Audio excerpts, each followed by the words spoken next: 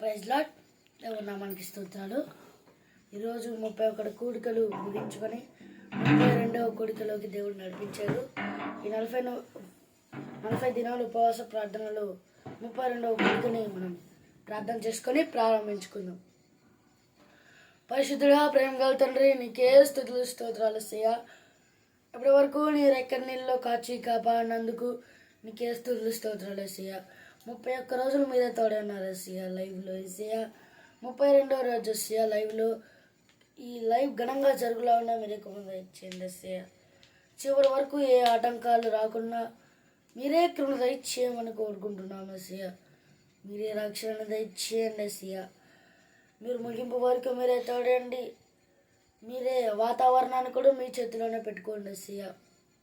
ఎలాంటి ఆటంకాలు రాకుండా మంచిగా జరుగులాగా మీరు ఇక్కడ దయచేయమని కోరుకుంటూ, ఇది ఎవరెవరైతే చూస్తున్నారో వాళ్ళందరికీ కూడా నీ గురించి ఇంకా తెలుసుకునే జ్ఞానం వచ్చేలాగున మీరు ఎక్కడ దయచేయండి ఎస్సయ్య.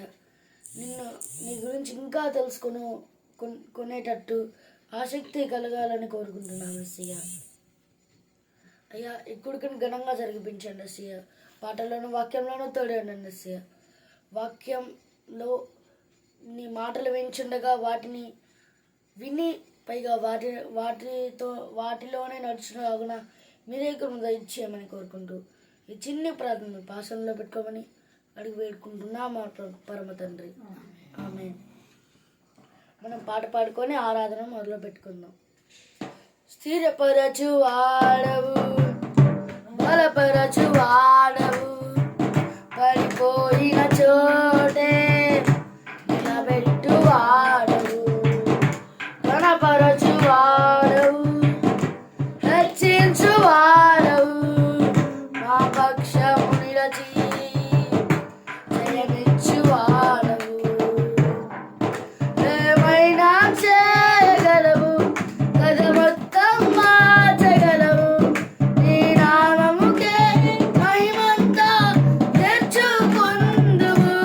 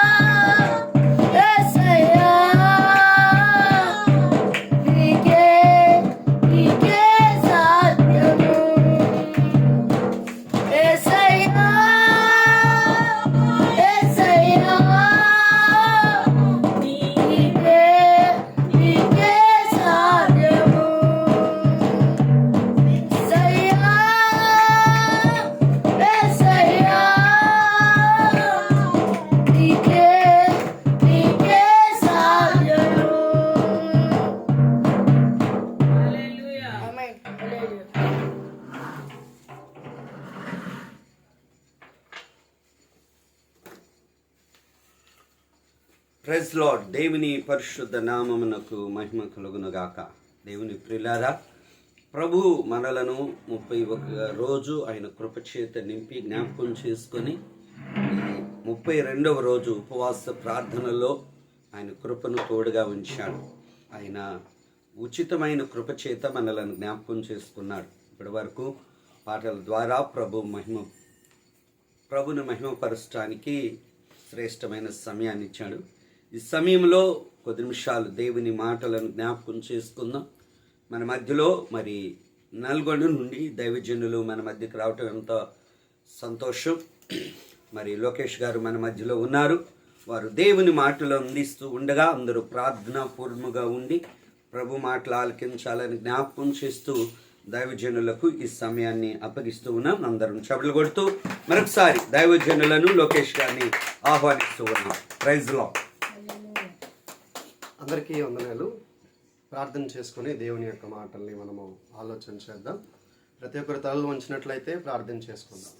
మహోన్నతుడా, గొప్ప తండ్రి, మరి ఒక దినాన్ని మాకు అనుగ్రహించి దేవా, ఈరోజు కూడా మీ మాటలు వినిపింప చేయడానికి వినడానికి ఆయుష్ను అనుగ్రహించిన విధానాన్ని బట్టి మీ కృతజ్ఞతలు నాయన.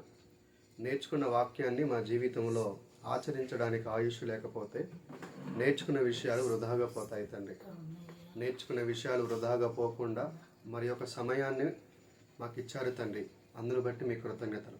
ఈ సమయం లేక మీ మాటలు లేక ఈ లోకంలో గతించిపోవచ్చున్న వారు ఎంతోమంది ఉన్నారు తండ్రి. అట్టి స్థితిలో మమ్మల్ని ఉంచకుండా మీరు మమ్మల్ని బలపరచి స్థిరపరచి ఆత్మీయతలో కొనసాగడానికి ఇచ్చిన ఆయుష్ను బట్టి మీ కృతజ్ఞతాస్థుతులు చెల్లిస్తున్నాం. జరుగుతున్న ఈ 40 రోజుల ఉపవాస కోడికను మీరు జ్ఞాపకం చేసుకోనండి. ఈ 32వ ఉపవాస కోడికను దేవా తండ్రి మీరు జరిగిస్తున్న విధానాన్ని బట్టి మీ కృతజ్ఞతలు. 32వ రోజున మీరు మాట్లాడడానికి ఇచ్చిన అవకాశాన్ని బట్టి మీ కృతజ్ఞతలు. ఈ యొక్క వాక్య పరిచర్య అంతట్లో మీరు మాకు తోడుగా ఉండి ముందుకు నడిపించి సమస్త ఘనత మహిమ ప్రభావాలు ఆరోపించుకున్నామని క్రీస్తు పేర వేడుకుంటున్నాను మా తండ్రి. ఆమేన్.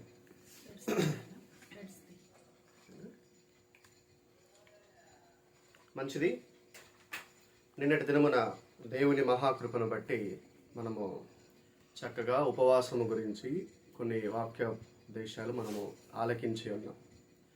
సజీవ యాగముగా మన శరీరాన్ని దేవునికి సమర్పించుకున్నట్టయే నిజమైన ఉపవాసము అని మనము కొన్ని విషయాలు యెఫ్తా కుమార్తె జీవితంలోనూ అదేవిధముగా భక్తుల జీవితాలలో నూతన నిబంధనలో మనకి మన కంటికి ఉపవాసం పెట్టుకోవాలి అని, ఏవైతే మనల్ని పాపానికి దాసోహం చేస్తున్నాయో ఆ క్రియలలో నుంచి మన ఉపవాసం ద్వారా బయటికి రావాలి అని కొన్ని అనేకమైన విషయాలను దేవుడు మనతో నిన్నటిదినాన మాట్లాడడం జరిగింది. ఈరోజు కూడా ప్రియమైన దేవుని వారలారా, మరికొన్ని విషయాలు భక్తుల జీవితాలలో నుంచి పరిశుద్ధ గ్రంథంలో నుంచి మనము కొన్ని వాక్యోపదేశాలను మనం ఆలోచన చేద్దాం. ఆదికాండము 5వ అధ్యాయము 22వ వచనము నుంచి మనము 24వ వచనం వరకు మనం చదువుకుందాం. హనోకు మెతూషెలాను కనిన తరువాత 300 ఏండ్లు దేవునితో నడుచుచు కుమార్తెలను కనెను. హానోకు దినములన్నయు 360 ఏండ్లు హానోకు దేవునితో నడిచిన తరువాత దేవుడు అతన్ని తీసుకొని పోయెను. చూడండి ప్రియమైన దేవుని వాళ్ళారా, హానోకుకి కుటుంబం ఉందా? ఉంది. హానోకు దేవునితో నడుస్తూ కుటుంబాన్ని కూడా నడిపిస్తూ ఉన్నాడని ఇక్కడ మనకు విషయం అర్థం కావాలి. చాలామంది వారి జీవితాలలో కుటుంబం పట్ల నిర్లక్ష్యతను చూపిస్తూ ఉంటారు. భర్త భార్య పట్ల, భార్య భర్త పట్ల, లేదా తల్లిదండ్రులు పిల్లల పట్ల, పిల్లలు తల్లిదండ్రుల పట్ల నిర్లక్ష్య ధోరణిని చూపిస్తూ ఉంటారు నేటి సమాజంలో. కానీ అది ఏమాత్రము కూడా దేవుడు మెచ్చుకునే జీవితం కాదు ప్రియులారా. హనోకు చెప్తూ ఉన్నాడు, నేను కుమార్తెలను కంటూనే దేవునితో నడుస్తూ ఉన్నాను. అంటే ఇటు కుటుంబాన్ని పోషించుకుంటూ ఉన్నాడు, ఇటు దేవునితో కూడా నడుస్తూ ఉన్నాడు. ఇది సమపాలనలో నడవడం అంటే ఇది ప్రియులారా. చాలామంది భక్తి పేరుతో కుటుంబాన్ని నిర్లక్ష్యం చేస్తూ ఉంటారు. ఎందుకు అంటే ప్రార్థనకి వెళ్ళాలి, భార్య అనారోగ్యంతో బాధపడుతుంది. దేవుడు చెప్పాడు, మీ కుటుంబ సభ్యులతో మీరు వివేకము కలిగి జ్ఞానము కలిగి మీ ఇంటి వారితో మీరు నడుచుకోవాలి అని దేవుడు చెప్పాడు. అలా లేకుండా చాలామంది తమ సొంత జ్ఞానాన్ని ఉపయోగించి దేవుని పేరు అడ్డు పెట్టుకొని మూర్ఖంగా ప్రవర్తిస్తూ ఉంటారు. అది ఏమాత్రము కూడా దేవుడు మెచ్చడు ప్రియులారా. ఎందుకు అంటే శత్రువుని సైతం దేవుడు ప్రేమించమని చెప్పాడు. మరి కట్టుకున్న భార్యను లేదా కట్టుకున్న భర్తను కన్న పిల్లల్ని కూడా మనం ప్రేమించకపోతే మనకు శత్రువుని ఇంకెక్కడ మనం ప్రేమిస్తాం? అవును కదా. మనము మన కుటుంబ సభ్యులకే దేవుని ప్రేమను పంచలేకపోతే, కుటుంబ సభ్యులకే దేవుని యొక్క గొప్పతనాన్ని మనం ప్రచురం చేయకపోతే ఇక మనం బయటి వారిని ఏం ప్రేమించగలుగుతాం? బయటి వారికి ఇంకేం మనం సువార్త చెప్పగలుగుతాం? అందుకనే హనోకు గారు చెప్తున్నారు, తన జీవితంలో కుటుంబాన్ని కట్టుకుంటూ ఉన్నాడు, ఆత్మీయతలో తన జీవితాన్ని కట్టుకుంటూ ఉన్నాడు, దేవునితో నడుస్తూ ఉన్నాడు. మనం కూడా మనం సువార్తను చెప్పాలి, ఇతరులకి సువార్తను పంచేటప్పుడు మన భక్తి జీవితం కూడా బాగుండాలి, మన కుటుంబ వ్యవస్థ కూడా బాగుండాలి అని చెప్తున్నాడు హనోకు గారు. మరి అన్ని పరిస్థితులు అనుకూలంగా ఉన్నప్పుడు భక్తి జీవితాన్ని అందరూ కనపరచగలుగుతారు. డబ్బులు ఉన్నప్పుడు భక్తి జీవితాన్ని అందరూ కనపరచగలుగుతారు. దేవుడు ప్రేమించమన్నాడు అని చెప్పగలుగుతారు. అన్నీ బాగున్నప్పుడు ఎవరినైనా మనం ప్రేమించగలుగుతాం. కానీ అన్నీ కోల్పోయిన తర్వాత మనం ఎవరినైనా ప్రేమించాలి అంటే, ఎవరినైనా దగ్గరికి చేర్చుకోవాలి అంటే అది సామాన్యమైన పని కాదు పిల్లలు. మరి హనోకు దేవునితో నడిచెను అంటే అర్థం ఏంటి? మనకి ఈ విషయాలు అర్థం కావాలి. దేవునితో సహవాసం అంటే ఏంటి, దేవునితో నడవడం అంటే ఏంటో మనకు అర్థం కాకపోతే ప్రియమైన దేవుని వాళ్ళారా, మనము కొనసాగిస్తున్న భక్తి జీవితము దేవుని దృష్టిలోనికి వెళ్ళదు. కాబట్టి కీర్తనాకారుడు తన జీవితంలో దేవునితో నడవడం అంటే ఏంటో చెప్తూ ఉన్నాడు. కీర్తనల గ్రంథము 37వ సంకీర్తన 37వ వచనాన్ని మనం చదువుకుందాం. నిర్దోషులను కనిపెట్టుము, యథార్థవంతులను చూడుము, సమాధానపరచు వారి సంతతి నిలుచును కానీ ఒక్కడైనను నిలవకుండా అపరాధులు నశించుదురు, భక్తిహీనుల సంతతి నిర్మూలమగును. ఈ వాక్యం మనకు చదవగానే అంతగా అర్థం కాదు. దేవుడు చెప్తున్నాడు, నిర్దోషులను కనిపెట్టు, యథార్థవంతుల్ని కనిపెట్టు, భక్తిహీనుల్ని తీసేయి. ఏంటి దావీదు గారు ఇలాగ ప్రార్థన చేస్తున్నారు? అందరినీ ప్రేమించమని చెప్పాడు కదా దావీదు గారు, భక్తిహీనుల్ని తీసేదేవా అని ప్రార్థన ఎందుకు చేస్తున్నాడు? ఈ విషయాలు మనకు అర్థం కావాలండి ప్రేమైన దేవుని వాళ్ళరా. దీనికి మునుపు జరిగిన చరిత్ర అంతా మనకి సమూయేలు గారు రాసిన మొదటి గ్రంథము 21వ అధ్యాయము నుండి 24వ అధ్యాయం వరకు ఉన్న ఆ 4 అధ్యాయాలు 3 అధ్యాయాలు కనుక మనం చదువుకోగలిగితే అక్కడ రాయబడిన విషయాలను బట్టి దావీదు గారు ఎందుకు ఇలాగ ప్రార్థన చేస్తున్నాడో మనకు అర్థమవుతుంది. దావీదు గారు తన జీవితంలో ఎవరిని కూడా శత్రువులుగా భావించలేదు. దావీదుకి అనేక మంది శత్రువులు ఉన్నారు. ఎందుకంటే దేవుని హృదయానుసారుడు కదా. చెట్టుకి పండ్లు కాస్తేనే రాళ్ళు పడతాయి, ఎండిపోయిన చెట్టుకి ఎవరు రాళ్ళు అయ్యారు.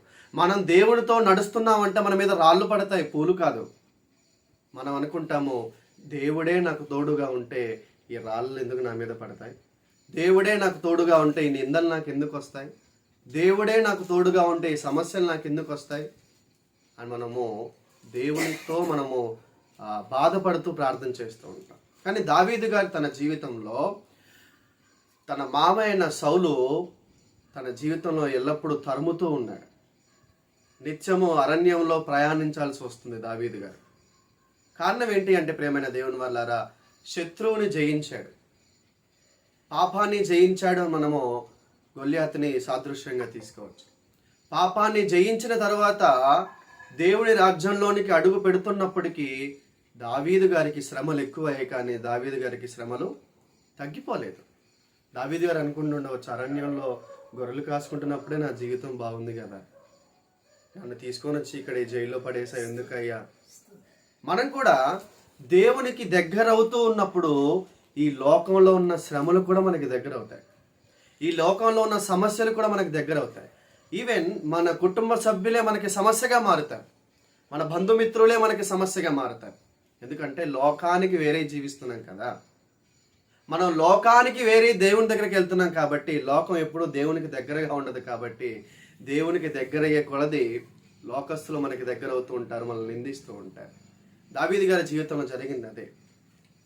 దేవా సమాధాన పడే వారిని వెతుకు అని చెప్తున్నాడు, వారిని రక్షించు అని చెప్తున్నాడు. అంటే మనము సమాధాన పడాలి ఎవరితోనైనా అని దేవుని వాక్యం సెలవిస్తుంది. దేవునితో నడవడం అంటే ఏంటో తెలుసా ప్రియమైన దేవుని వల్లరా? సమాధాన పడడమే. సమాధాన పడాలి అంటే ఎలా ఉండాలో తెలుసా? ఇదే సమూయేలు గారు రాసిన 2వ గ్రంథము 1వ అధ్యాయము 12వ వచనంలో దావీదు గారి సౌలును యోనాతానును యెహోవా జనులు ఇశ్రాయేలు ఇంటి వారును యుద్ధములో కూలిరని వారిని గూర్చి దుఃఖపడుచు ఏడ్చుచు సాయంత్రము వరకు ఉపవాసముండిరి. ఎవరి గురించి దావీదు గారు ఉపవాసం ఉంటున్నారో తెలుసా? తనకి శత్రువుగా ఉన్న మామ గురించి ఉపవాసం ఉంటున్నాడు చనిపోతే. దావీదుకి అనేక మంది శత్రువులు ఉన్నారు, కానీ దావీదు గారు ఎవరిని కూడా శత్రువులుగా మార్చుకోలేదు. శత్రువులు 2 విధాలుగా ఉంటారు. ఒకటి, మన ఈర్ష్యాభావం చేత పెట్టుకునే శత్రువులు కొంతమంది. రెండవది, మనం మంచి చేసినప్పుడు మనకి శత్రువులుగా మారేవారు కొంతమంది. 2 విధాలుగా ఏర్పడతారు మనకి శత్రువులు. సౌలు గారు ఉదాహరణ మనకి. సౌలుకి దావీదు ఏమాత్రము కూడా అన్యాయం చేయలేదు, కానీ దావీదు గారిని సౌలు శత్రువుగా చూశాడు. ఇక్కడ సౌలు చనిపోయినప్పుడు, యోనాతాను చనిపోయినప్పుడు దావీదు గారు ఉపవాసం ఉంటున్నారంట. మనకి ఈరోజు ఎవరైనా శత్రువు మనకు ఎదురు పడితే మనము తూలనాడుతూ ఉంటాం. ఎవరైనా శత్రువు మనకు ఎదురు పడితే మనం దూషిస్తూ ఉంటాం. కానీ దేవుని వాక్యం సమాధాన పడమంటుంది. ఇది చదవడానికి మనకి చాలా సింపుల్గా ఉంది, కానీ ప్రియులారా, ఇంతకు మునుపు జరిగిన సమూయేలు మొదటి గ్రంథం అంతా 15వ అధ్యాయం దగ్గర నుంచి సమూయేలు గారు రాసిన మొదటి గ్రంథం 31వ అధ్యాయం వరకు ప్రియమైన దేవుని వాళ్ళారా, తన జీవితంలో దావీదు గారు ఎన్నో అవమానాలు, ఎన్నో నిందలు, ఎన్నో అరణ్యంలో ప్రయాణాలు, తన సొంత మామ ఎన్నోసార్లు చంపాలని చూశాడు. ఈట విసిరాడు, కానీ తప్పించుకున్నాడు దావీదు గారు. మన బంధువులే మనకి ముళ్ళుగా మారితే ఆ జీవితం వననాతీతం ప్రియులారా. ఎవరికి చెప్పుకోలేం. మన బంధువులే మన మీద నిందలేస్తే మనం ఎవరికి చెప్పుకోలేం, ఎవరు కూడా మన మాట వినరు. ఎందుకంటే సొంత బంధువే చెప్తూ ఉన్నప్పుడు ఇక ఇది నిజమేనేమో. ఇప్పుడు మన ఇంట్లో నిత్యం మన పక్కన ఉండే వాళ్ళు మన గురించి చెప్పారనుకోండి నెగిటివ్గా, తన సొంత లాభం కోసం, పరాయి వ్యక్తి ఏమనుకుంటాడంటే, అరే ఎప్పుడు నిత్యం పక్కనే ఉంటాడు కదా, వీడు చెప్పాడంటే నిజమే కాబోలు అని మనకి సమాజం చూస్తుంది. కానీ దేవుడు అలా చూడడు పిల్లరా. ఎందుకంటే ప్రతి ఒక్క మనిషిని గురించి, హృదయం గురించి ఎరిగినవాడు దేవుడు. దావీదు గారి హృదయం ఎరిగినవాడు దేవుడు. దావీదు గారికి శత్రుత్వం ఉన్నా కూడా శత్రువుని ప్రేమించే హృదయాన్ని కలిగి ఉన్నాడు దావీదు గారు. చంపడానికి వచ్చిన వ్యక్తిని కూడా దావీదు గారు ప్రేమించాడు. ఎలాగో తెలుసా? పక్క నుండి కాదు. మనం అనుకుంటాం శత్రువుని ప్రేమించడం అంటే అతనితో రోజు మాట్లాడడం, శత్రువుని ప్రేమించడం అంటే పక్కన కూర్చుని వారి బాగోగులు చూసుకోవడం. అది కాదు. శత్రువు మనకి దూరంగా ఉన్న అతని గురించి మనం ప్రార్థన చేయాలి. శత్రువుకి కష్టం వచ్చిందంటే మనం ప్రార్థన చేయాలి. అయినా కూడా మన మీద అతడు శత్రుత్వం పెట్టుకున్నాడు అనుకోండి, అతడు మన మీద ఎలాంటి కోపాన్ని అయితే పెట్టుకున్నాడో ఆ కోపాన్ని తిరిగి అతని మీద రప్పిస్తానని చెప్పాడు దేవుడు సామెతల గ్రంథంలో. మనం ప్రేమిస్తున్నాం, కానీ అతడు మన మీద ద్వేషభావాన్ని పెట్టుకున్నాడు. దేవుడు ఏం చెప్పాడంటే, నీ మీద ఆ వ్యక్తి ఎలాంటి కోపాన్ని అయితే చూపిస్తున్నాడో ఆ కోపాన్ని అతని నెత్తి మీదకి తిరిగి తెప్పిస్తాను నేను అన్నాడు. అది దేవునికి మాత్రమే సాధ్యం. సమాధాన పడడము మనకి ఎదుటి వారికి చులకనగా ఉంటుంది. సేవకులు మంచి ప్రేమతో, విశ్వాసులతో మాట్లాడుతున్నప్పుడు చులకన భావంతో చూస్తారు. సేవకులు తగ్గింపుతనంతో ఉండి విశ్వాసులతో కొనసాగుతుంటే చులకన భావంతో చూస్తుంటారు. ఇది అనేక మంది సేవకులు తమ వ్యక్తిగత జీవితాల్లో ఎదుర్కొంటున్న సమస్య. డబ్బున్నవాడు సేవకుని సరిగ్గా గౌరవించడు. కారణం ఏంటి అంటే అతిశయం. ప్రియమైన దేవుని వల్ల దావీదు గారికి తన జీవితంలో అన్నీ ఉన్నా కూడా శత్రువుని కూడా ప్రేమించే హృదయాన్ని కలిగి ఉన్నాడు. ఆ హృదయం అందరికీ ఉండదు, ఆ గుండె అందరికీ ఉండదు, ఆ మనసు అందరికీ ఉండదు. శత్రువుని ప్రేమించడం అంటే సామాన్యమైన విషయం కాదు. అది పైగా చంపడానికి కత్తిపట్టుకుని ఎన్నోసార్లు వచ్చాడు, ఈట ఎన్నోసార్లు విసిరాడు. కానీ దావీదు గారు సౌలు గారిని ప్రేమించాడు. కారణం ఏంటి అంటే కేవలము దేవుని హృదయానుసారుడే. దావీదు గారి జీవితము అంతము వరకు ఎందుకు సహించాడంటే ఒక ప్రణాళిక కోసం ఎదురు చూస్తున్నాడు దావీదు గారు. కాబట్టి ప్రేమైన దేవుని వాళ్ళారా, మన ఆత్మీయ జీవితంలో మనం సమాధాన పడాలి ఎవరితోనైనా. ఎందుకంటే మత్తయి గారు రాసిన సువార్త 5వ అధ్యాయంలో చెప్పబడింది, మనము దేవుని దగ్గరికి అర్పణ అర్పించడానికంటే ముందు మనం ఎవరితోనైనా గొడవ పడితే మనం వాళ్ళ దగ్గరికి వెళ్ళి ఏం పడాలి? సమాధాన పడాలి. ప్రభుబల్ల సంస్కరణలో మనం చేయి వేసేటప్పుడు చాలా మంది సమాధాన పడకుండా వారి చేతులు వేస్తూ ఉంటారు. దేవుడేమో అర్పణ ముఖ్యం కాదు, నీ హృదయం నాకు ముఖ్యం, నువ్వు వెళ్ళి నీ సహోదరుడితో సమాధాన పడుతున్నావా అని దేవుడు మనల్ని ప్రశ్నిస్తున్నాడు. ఈ విషయాన్ని మనం గమనించాలి. ఇదే విషయాన్ని మహనీయుడైన యేసుప్రభువు వారు చెప్తూ ఉన్నాడు పౌలు గారి ద్వారా. రోమీలకు రాసిన పత్రిక 5వ అధ్యాయము 9వ వచనాన్ని మనం చదువుకుందాం. రోమీలకు రాసిన పత్రిక 5వ అధ్యాయము.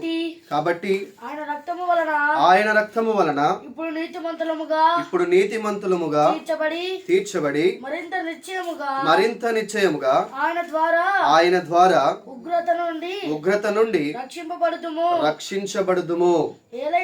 ఏలయనగా శత్రువులమై ఉండగా ఆయన కుమారుని మరణము ద్వారా మనము దేవునితో సమాధానపరచబడిన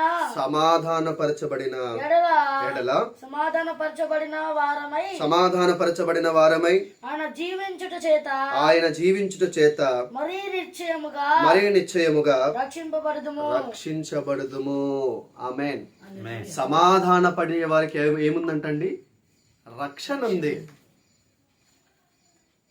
మనము దేవునికి ప్రియులుగా లేవు. మనం దేవునికి ఏ విధంగా ఉన్నాం?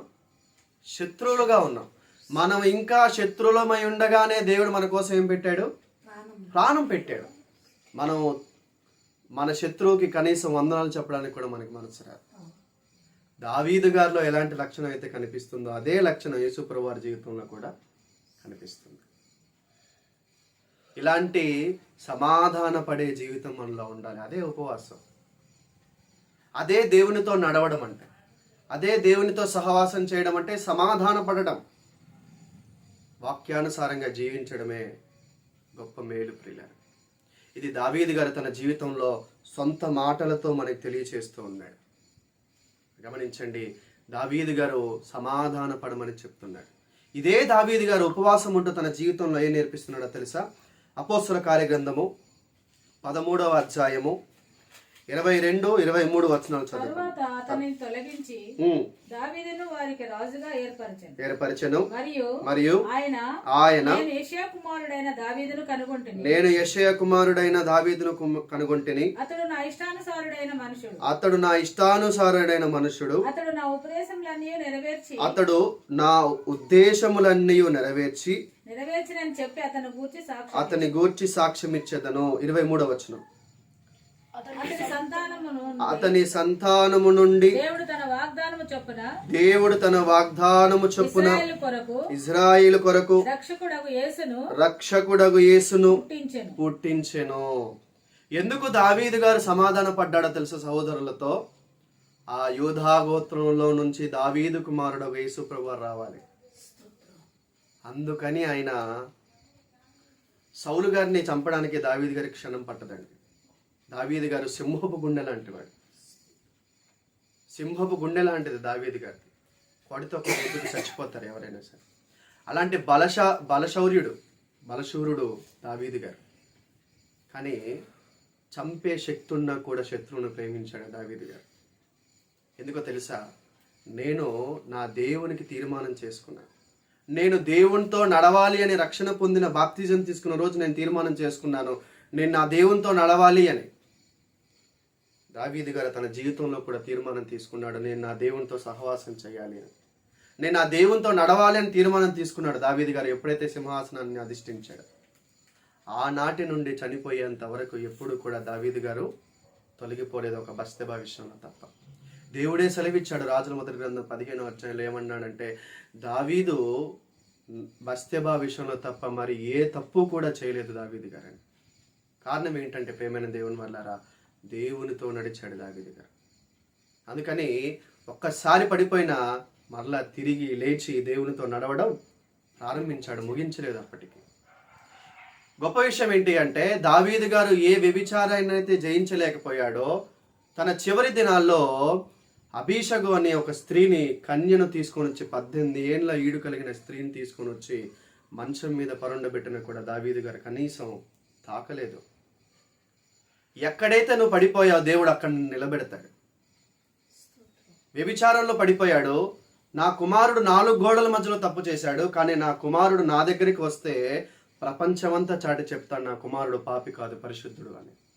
దేవునితో నడవడం అంటే అది ప్రియులారా. మోషే గారు 4 మధ్యలో హత్య చేశాడు, ఒక వ్యక్తిని చంపేశాడు, హంతకుడిగా చూశాడు, మిద్యాను ప్రాంతం పారిపోయాడు.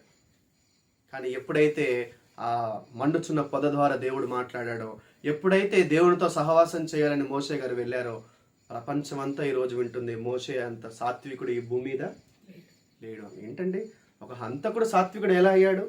ఒక వ్యభిచారి పక్కన అమ్మాయి ఉన్నా కూడా ఎలా తాకలేకుండా ఉన్నాడు? దేవునితో సహవాసంలో ఉన్నారు వీళ్ళు. లోకంలో సహవాసంలో ఉన్నవాడైతే ఇంకో అమ్మాయి వస్తే తప్పు చేసుకుంటూ వెళ్ళిపోతారు. ఒక హత్య జరిగించి ఇంకో హత్య జరిగించడానికి సిద్ధపడతారు. కానీ దేవునితో సహవాసం చేసేవాడు ఒకరోజు చేసిన తప్పు మరో రోజు చేయడానికి ఇష్టపడాడు. అదే దేవునితో నడవడం అంటే. దావీదు గారు ఎక్కడైతే తప్పిపోయాడో అక్కడ నిలబెట్టాడు. మోషే గారు ఎక్కడైతే పడిపోయాడో అక్కడే నిలబెట్టాడు. దేవునితో సహవాసము అంటే ఈ 40 రోజులు నువ్వు దేనిలో నిలబడాలని ప్రార్థన చేస్తున్నావో అందులో నిలబడేంత వరకు దేవునితో సహవాసాన్ని విడవ మాకు. అది నీ అవసరం ఏదైనా కావచ్చు. నీ ఆత్మీయ జీవితంలో ఏదైనా పాపాన్ని జయించలేకపోతే నువ్వు దేవుణ్ణి వేడుకో, అందులో నిలబెట్టేవాడు దేవుడు. 4 మధ్యలో నీకు అవమానం జరగవచ్చు, 4 నిన్ను పాపి అనవచ్చు, కానీ ప్రపంచమంతా ఇతడు పరిశుద్ధుడని దేవుడు ఒక రోజు నిన్ను నిలబెడతాడు. అది దేవునితో సహవాసంలో నడవడం అంటే. అందుకని చెప్పాడు ప్రేమైన దేవుని మరలారా, మత్తయి సువార్త 24వ అధ్యాయం 13వ వచనంలో చెప్పాడు, అంతము వరకు సహించిన వాడే రక్షించబడును. మనకి రక్షణ ఒక రోజులో రాదు. మన జీవితం ముగించేంత వరకు మన రక్షణని మనం కాపాడుకోవాలి. ఒక బ్యాప్టిజం తీసుకున్న రోజే కాదు మనం అందరితో సమాధానంగా ఉండడం. ఒక బ్యాప్టిజం తీసుకున్న రోజే కాదు మనం ప్రార్థన చేసుకోవడం. ఒక బ్యాప్టిజం తీసుకున్న రోజే కాదు మనం బైబిల్ చదవడం. ఏ రోజైతే మనం బ్యాప్టిజం తీసుకున్నామో ఈ భూమిని మనం విడిచేంత వరకు అదే జీవితం కొనసాగాలి. అదే దేవునితో నడవడం అంటే. ఇది మనం గనక మర్చిపోతే ప్రేమైన దేవుని వాళ్ళారా, మనం ఎన్ని ప్రార్థనలు చేసినా అవి దేవుని సన్నిధికి చేరం. హృదయం బాగోకపోతే దేవుని సన్నిధికి ఆ విషయాలు చేరవు ప్రియులారా. కాబట్టి దావీదుగా తన జీవితంలో శత్రువుని ప్రేమించాడు. దావీదు గారి జీవితమే ఒక సువార్త అయింది. మరి మన జీవిత సువార్త ఈరోజు సువార్త చెప్పేవారు చాలా మంది ఉన్నారు. ఇంటికి ఒకరున్నారు సువార్తను చెప్పేవారు. కానీ సువార్త ప్రకారంగా జీవించేవారు చాలా విరివిగా మనకు కనిపిస్తారు, తక్కువగా మనకు కనిపిస్తారు నేటి సమాజం. యూట్యూబ్లో మనం ఎన్నో వాక్యాలు వింటాం. యూట్యూబ్లో ఎంతోమంది సేవకులను చూస్తాం, మనం పేరుగాంచిన వారిని చూస్తాం. కానీ వాక్యానుసారంగా జీవించేవారు మనకి ఎక్కడో అక్కడ తారసపడుతూ ఉంటారు. కారణం ఏంటి అంటే చెప్పడానికి ఇష్టపడుతున్నారు కానీ పాటించడానికి, దేవునితో నడవడానికి ఇష్టపడట్లేదు. పరిసయ్యులు సద్దుకయ్యులు దేవుని గురించి చెప్పడానికి ఇష్టపడ్డారు కానీ దేవునితో నడవడానికి వారి ఇష్టం చూపించారు. ఈరోజు అనేక మంది అలాగే బ్రతుకుతున్నారు. రక్షణ అలాగే నిర్లక్ష్యం చేస్తున్నారు. రక్షణ తీసుకొని ఇక ప్రభువులలో చేయి వేయకుండా ఎంతో మంది దేవుని సన్నిధికి దూరంగా ఉంటున్నారు. కారణం ఏంటి అంటే దేవుడు అంటే వారికి, దేవునితో నడవడం అంటే ఏంటో వారికి అర్థం కాలేదు పిల్లలు. కాబట్టి ప్రియమైన దేవుని వాళ్ళ విషయాన్ని గమనించండి. మొదటిగా దావీదు గారు తన జీవితంలో దేవునితో నడవడం అంటే ఏం చెప్పాడంటే శత్రువుని ప్రేమించడం అని చెప్పాడు. రెండవదిగా దావీదు గారు తన జీవితంలో మనకి ఏం నేర్పించాడు అంటే నీ జీవితమే సువార్త అవ్వాలి. ఇది రెండవది. మూడో విషయాన్ని చూసుకుందాం మనం ప్రియులారా. యోహాను గారు రాసిన మొదటి పత్రిక 1వ అధ్యాయము 3-4 వచనాలు చదువుకుందాం. మాతో కూడా మీకును సహవాసము కలుగునట్లు మేము చూచిన దానిని వినిన దానిని మీకును తెలియజేయుచున్నాం. మన సహవాసమైతే తండ్రితో కూడాను ఆయన కుమారుడైన యేసుక్రీస్తుతో కూడాను ఉన్నది. మన సంతోషము సంపూర్ణమగుటకై మన సంతోషము సంపూర్ణమగుటకై మేము సంగతులను వ్రాయుచున్నాము. మేము ఈ సంగతులను రాయుచున్నాము. ఎందుకు ఈ 40 రోజులు ఉపవాస కోడికను పెట్టి విన్న సంగతులు ఈ యొక్క సోషల్ మీడియా ద్వారా అనేక మందికి పంచుతున్నామంటే, మేము పొందుకున్న ఈ రక్షణ, మేము పొందుకున్న ఈ సంతోషం మాతోనే ఆగిపోకూడదు, అనేక మందికి పంచాలి అని ఈ కార్యక్రమాలు జరిగిస్తూ ఉన్నారు సేవకులు. కాబట్టి ప్రేమైన దేవుని వాళ్ళారా, మేము విన్న వాటిని గురించి మేము ఎందుకు అనేక మందికి ప్రచురం చేస్తున్నాము అంటే, మత మార్పిడి కోసం కాదు. మేము సంతోషాన్ని సంపాదించాం, మాకు సంతోషం దొరికింది, ఇందులో మా సంతోషాన్ని మేము పంచుకుంటున్నాం అంతే. ఇక్కడ వేరే ఏ విషయాలు కూడా మేము ఎదుటి వారితో పంచుకోవట్లే. సంతోషాన్ని పంచుకోవడం తప్పేమి కాదు. కాబట్టి ప్రేమైన దేవుని వాళ్ళారా, ఈ సువార్త ఎందుకు మనకి అవసరము అంటే, మన సంతోషం సంపూర్ణం అవ్వడానికి. ఈ 40 రోజుల ఉపవాస కూడిక గల కారణం, ముఖ్య ఉద్దేశం ఏంటి అంటే, దేవునితో నడవడమే. దేవునితో ఎందుకు మనం నడవాలి అంటే, మన జీవితంలో మిగిలిపోయి ఉన్న అరాకొర సంతోషాన్ని దేవుడు పరిపూర్ణం చేయబోతున్నాడు. ఆ పరిపూర్ణమైన ఆనందంలోనికి మీరు రావాలనే సేవకులు కష్టపడుతూ ఉన్నారు. పిల్లలు, మీరు విషయాన్ని గమనించండి. ఈ పరిపూర్ణమైన సంతోషం వారు అనుభవిస్తున్నారు కాబట్టి ఈ సంతోషాన్ని అనేక మందికి పంచాలని దేవుడు ఆశపడుతూ ఉన్నాడు. ఆశ కలిగిన ప్రాణాన్ని తృప్తిపరిచేవాడు దేవుడు. దేవుడు ఆయన యొద్దకు వస్తే చేర్చుకోవడానికి సిద్ధంగా ఉన్నాడు, రావడానికి మనమే సిద్ధపడటం లేదు. పిల్లలు, ఈ విషయాలను మనం గమనించగలిగితే ప్రేమైన దేవుని వాళ్ళారా, 3 విషయాలు చెప్పాడు. ఒకటి, మనము శత్రువుని ప్రేమించాలి దేవునితో నడవడం అంటే. రెండవది, మనం దేవునితో నడవడం అంటే మన జీవితమే సువార్త అవ్వాలి. మూడవది, మనం దేవునితో ఎందుకు నడవాలి అంటే మన సంతోషం పరిపూర్ణం అవ్వాలి. ఈ 3 దేవునితో సహవాసంలో ఉన్నప్పుడు మనకు వస్తాయి. ఇంకా అనేక విషయాలు పరిశుద్ధ గ్రంథంలో రాయబడి ఉన్నాయి. మనకి సమయం లేదు కనుక ప్రేమైన దేవుని వాళ్ళారా, తెలియచేసిన విధానాలను బట్టి మనం ఈ విషయాలను నేర్చుకుంటూ ఉన్నాం. ఈ విషయాలను గమనించండి. మన ఆత్మీయ జీవితంలో ఈ 3 విషయాలు గుర్తుపెట్టుకోండి. మన ఆత్మీయ జీవితంలో ఈ విషయాలను మనం కొనసాగించడానికి, శత్రువుని ప్రేమించడం, మన జీవితమే సువార్త అవ్వడం, మనం శత్రువులు అయి ఉండగానే దేవుడు మనల్ని ప్రేమించాడు కాబట్టి మనం ఎవరిని కూడా శత్రువుగా పెట్టుకోకూడదు. మనకి 2 శత్రువులు ఉన్నారు భూమి మీద. 1 అపవాది, 2 మన శరీరం. వీటిని జయించడమే ఉపవాసం. కాబట్టి ఇలాంటి గొప్ప ధన్యత చెప్పిన నాకును విన్న మీ అందరికీ దేవుడు దయచేయలాగన ప్రార్థన చేసుకుందాం. ప్రతి ఒక్కరి తనలోంచి. మహోన్నతుడా, గొప్ప తండ్రి, దావీదు గారు తన జీవితంలో శత్రువుని ప్రేమించాడు, వాక్యానుసారంగా జీవించాడు. ఎందుకు అంటే ఆ గోత్రంలో నుంచి యేసుప్రభువు రావాలి అని. మా జీవితం కూడా అంతం వరకు ఎందుకు రక్షించుకోవాలి అంటే, మీరున్న రాజ్యంలోనికి మేము రావాలని తండ్రి. మా అందరి నిరీక్షణ అదే తండ్రి. కానీ అపవాది దానిలో నుండి తొలగించడానికి ప్రతిరోజు ప్రయత్నం చేస్తున్నాడు, ప్రతి క్షణం ప్రయత్నం చేస్తూ ఉన్నాడు. నాయన, మా జీవితాన్ని ఒకసారి జ్ఞాపకం చేసుకునండి నాయన. మేము పాపాన్ని జయించగలిగే శక్తిని ఇవ్వండి తండ్రి. ఈ ఉపవాస కూడికల ద్వారా 41వ రోజు నుంచి మా ఆత్మీయ జీవితం మెరుగుపడే విధంగా ఉండడానికి సహాయం దయచేయండి.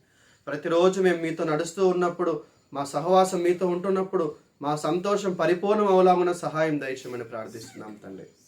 భౌతికపరమైన, ఆత్మీయపరమైన ఆనందాన్ని, పరిపూర్ణమైన సంతోషాన్ని మాకు అనుగ్రహించమని ప్రార్థిస్తున్నాం తండ్రి. కృపతో జ్ఞాపకం చేసుకున్నాను నాయన. జరిగిన ఈ 32వ ఉపవాస కూడికను దేవా మీరు ఘనంగా జరిగించిన విధానాన్ని బట్టి మీ కృతజ్ఞతలు తండ్రి.